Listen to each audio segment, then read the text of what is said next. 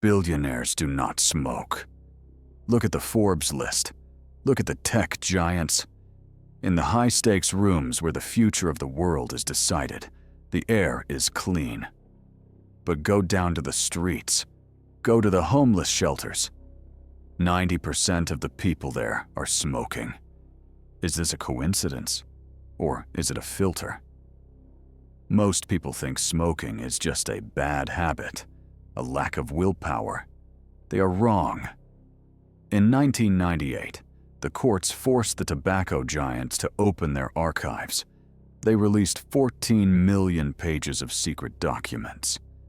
What we found in those documents was terrifying. It wasn't just a business plan. It was a scientific experiment on the human race. A 70-year-old program designed to separate humanity into two distinct species, the leaders and the followers. They knew about your genetics before you were even born. Philip Morris documents revealed they knew about specific gene variants, the ones responsible for dopamine receptors. About 20% of the population is born with fewer dopamine receptors. These people constantly feel a subtle lack, a void, a hunger for something to make them feel okay. The corporations didn't try to cure this. They weaponized it. Remember the Marlboro Man? The lonely cowboy on the prairie? It wasn't just an ad. It was a psychological precision strike. They targeted the lone wolf archetype. People who felt isolated. People who craved freedom but felt trapped. They sold you the image of freedom in a box that creates slavery. The actor who played the Marlboro Man, David McClane, died of lung cancer. On his deathbed, he said, "I sold my life for their profit." This is the genetic sorting hat. If you smoke, you have been sorted. You have been identified as a user, not an owner. And the system is designed to keep you there. In 2011, neuroscientists put financial experts into fMRI scanners. They found that when making big money decisions, one specific area lit up: the dorsolateral prefrontal cortex. Let's call this your inner CEO. This CEO is responsible for long-term planning, logic, and willpower. But here's the horror story. Nicotine suppresses this area by up to 40%. It doesn't just make you addicted. It chemically fires your CEO. When the CEO is gone, who runs the company? The limbic system. Your inner toddler. This part of the brain doesn't care about your future. It screams, "I want it now." Every cigarette is a vote to let the toddler run your life. This creates a phenomenon called time horizon collapse. Wealthy people plan for decades. They see the mountain, a smoker. Their biological horizon shrinks to the next nicotine craving. You live in a 45-minute loop. Wake up. Crave. Smoke. Relief. Repeat.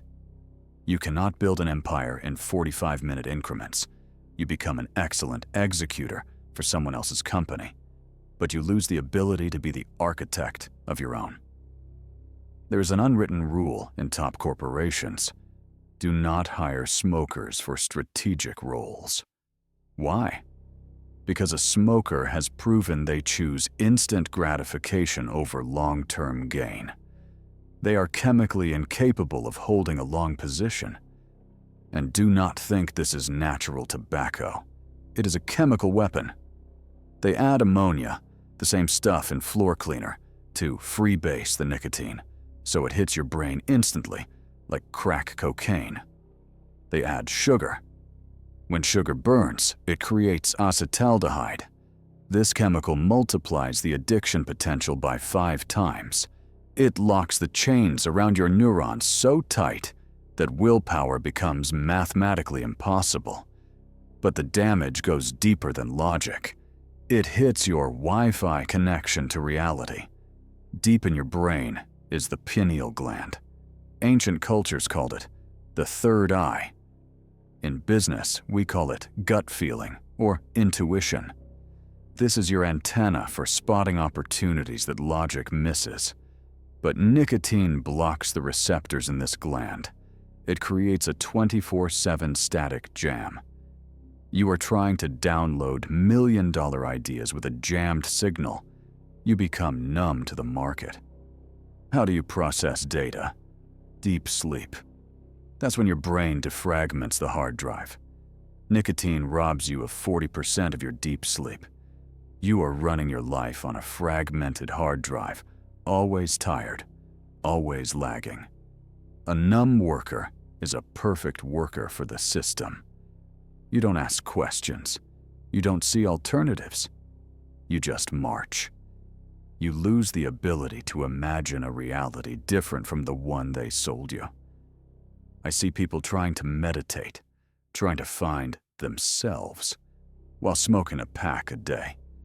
It's useless. You are trying to find silence while voluntarily pumping static noise into your own receiver. You are buffering forever. The smoker lives in 3 timelines, but never in the present. You regret the last cigarette. You crave the next one. The present moment, where actual life and opportunity happen, is squeezed into nothingness. You are never truly here. Let's talk math. You think a pack of cigarettes costs $7? You are bad at math. That is just the entrance fee. The real price is hidden in what economists call opportunity cost. Let's run the numbers.